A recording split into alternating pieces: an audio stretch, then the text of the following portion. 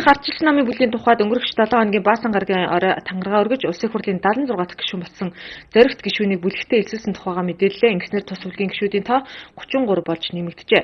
Мөн тус бүлгийн хурлаар сум хөгжүүлэх сангийн 2013 оны санхүүгийн гүйцэтгэлийн талаар тодорхой мэдээлэл авсан байна. Сум хөгжүүлэх сангийн зээлийн тухайд 3% хүүтэй 3 хүртэлх жилийн хугацаатай хөнгөлтэй зээл бөгөөд сумдын хүн амын танаас шалтгаалаад нэг суманд 50-аас 265 сая төгрөг ногдож байгаамаа. За мөн санхүүжилтийн энэ одоогоор бол дөнгөж 7.7 тэрбум төгрөг одоо зарцуулагдсан байна. Тэгэхээр шалтгаануудыг бол одоо янз янзаар бас сая холбогдох хүмүүс бол тайлбарлаж байна. За Сүхбаатар аймаг бол яагаад одоо 100% зарцуулж чадсан бэ гэхээр төсөл хөтөлбөрүүд нь одоо бүгд бэлэн, за бэлтгэл ажлуудаа хангасан юм байсан.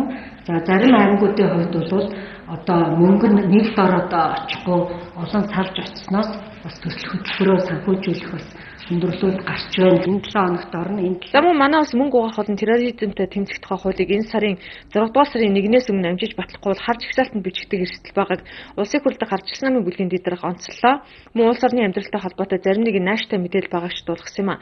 Тухайлбал бүгд найрамдах Турк улсын 300 сая долларын хөнгөлтэй зээлээр орон сууцны хороол барих шийдвэр гарсан. Удахгүй Мят компани шинэ онгоцтой болох гэж байгаа. За энэ 7 хоног дотоодын газрын тосыг урд төлшөд боловсруулж гаргасан Монгол 93 авто бензин нээлттэй их тухай за Монгол банк 380 тэрбум төгрөгийн орон сууцны хөнгөлтэй зээл гарах болсон зэрэг эерэг мэдээллүүдийг ч дурдсан юм а.